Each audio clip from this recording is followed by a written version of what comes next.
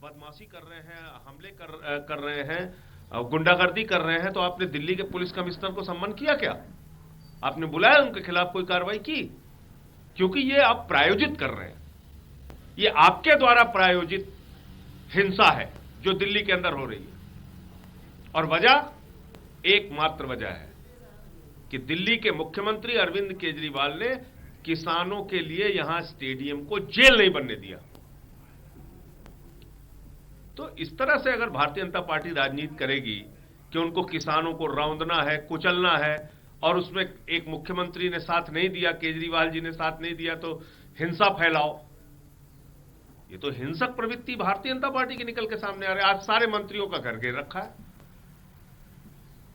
तो वो इस कोविड के टाइम में काम करेंगे अपना, या रोज अपने परिवार को बचाते फिरें? यह हालत है। गवर्नर ने चीफ मिनिस्टर को ही बोला है कि आप कॉन्स्टिट्यूशन फॉलो करना चाहिए, अलग नहीं बात से डिपार्ट हो सकती, तो इस तरह की चीजें। देखिए, constitution, Bharatiya Janata party constitution को फॉलो कहीं करती है ऊपर से लेकर नीचे तक। आपने देखा यह किसान विरोधी काला कानून पास किया गया पार्लियामेंट में, कॉन्स्टिट्यूशन को दरकिनार करके, डेमोक्रेसी को कुचल के, नंबर को पीछे छोड़ के, अल्पमत में होने के बावजूद जबरन पास किया गया, सिर्फ दो पूंजीपतियों को फायदा पहुंचाने के लिए, अडानी और अंबानी के हितों की रक्षा करने के लिए। आप बताइए, 5 मई को 7 मई को कोल्ड स्टोरेज बनाने के लिए 100 एकड़ जमीन अडानी को मिलती है हरियाणा में, और 5 जून को अध्यादेश आ जाता है।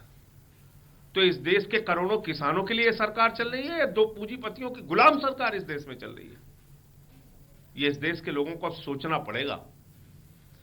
मोदी मोदी मोदी मोदी का जो राग अलापते हैं लोग, ये सच्चाई जाननी पड़ेगी कि वास्तव में हकीकत क्या है, किसके लिए सरकार चल रही है। जिन दो पूंजीपतियों से चंदा लेते हैं, उन्हीं की हितों की रक्षा करने के लिए ये सरकार काम कर रही है। और ये तीनों काला कानून जो बना है, ये उनके कहने पे बनाया गया है। किसान आंदोलन कर रहे हैं, उनके ऊपर पानी की बौछारें हो रही हैं, आंसू गैस के गोले छोड़े जा रहे हैं, लाठियां चलाई जा रही हैं, मुकदमे लिखे जा रहे हैं। 23 से ज्यादा किसान अब तक मर चुके हैं इस आंदोलन में, शहीद हो चुके हैं। तो कॉन्स्टिट्यूशन, राज्यपाल जी कोई अपनी भाषा तो बोल नहीं रहे। राज्यपाल तो हम लोग जानते हैं, जो केंद्र सरकार उनको कहता है वही वो बोलते हैं। तो मुझे लगता है कि राज्यपाल महोदय को सीख देने के लिए जो लोग कहा है, वो खुद कॉन्स्टिट्यूशन का फॉलो नहीं करते। किसान आंदोलन पे सरकार का कहने के बातचीत को तैयार है, लेकिन किसानों ने साफ कर दिया है कि वो आंदोलन जारी रखेंगे। Railway block. अरे भाई, कौन सी बातचीत? आपको कौन सा विज्ञान ऐसा है जो समझ में नहीं आ रहा है? कौन सी ऐसी? आप कह रहे हो कि भाई भंडारण खोलने की तो गारंटी है, असीमित तौर पे भंडारण कर सकते हो, ये हम कानून में लिख रहे हैं, लेकिन एमएसपी की गारंटी हम नहीं देंगे जो किसानों के हित में है।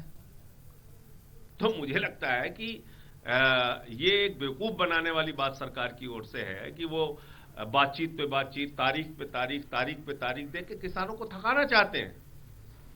लेकिन वो थकने वाले नहीं है। किसान पूरी तैयारी के साथ आए हैं, और इस सरकार से वो लड़के अपना हक लेंगे। हम सारे लोग उनके साथ हैं। उमर खालिद को रिहा करें, इस तरह के पोस्टर्स लगे, और लोगों के भी जो लोग अरेस्ट हुए हैं उनके बारे में। देखिए, ऐसा है, ये शुद्ध रूप से किसान आंदोलन है। इसको बदनाम करने की 1000 कोशिशें भारतीय जनता पार्टी कर ले, वो अपने मकसद में सफल होने वाली नहीं है। आप शहीद आजम भगत सिंह के वंशजों को, शहीद उधम सिंह के वंशजों को, शहीद लाला लाजपत राय के वंशजों को, शहीद करतार सिंह सरापा के वंशजों को आप आतंकवादी कह रहे हैं। इससे ज्यादा शर्मनाक कोई बात हो सकती है क्या? पिता आंदोलन में बैठा है, बेटा सीमा पर शहीद हो रहा है, और आप उन लोगों को आतंकवादी कह रहे हो। भाजपाइयों को शर्म नहीं आती? इस देश के अन्नदाता को आतंकवादी कहते हैं, और पाकिस्तान से जोड़ रहे हो, चाइना से जोड़ रहे हो।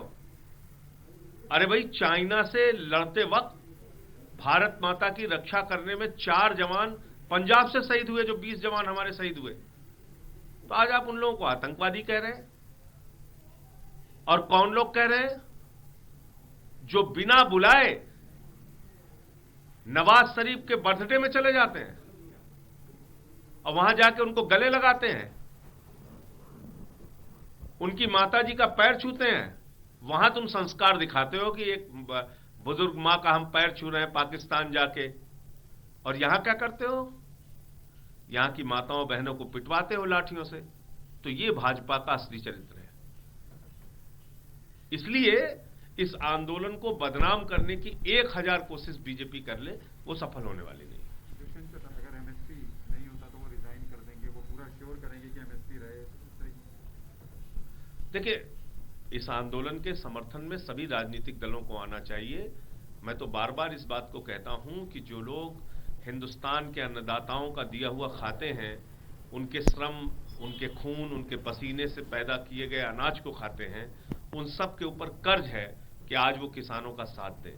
तो इसलिए इस पूरे आंदोलन में एक एक राजनीतिक पार्टी को, हर व्यक्ति को अपना सहयोग, अपना समर्थन देना चाहिए और सरकार को इस बात के लिए मजबूर करना चाहिए कि किसानों की मांगे वो माने।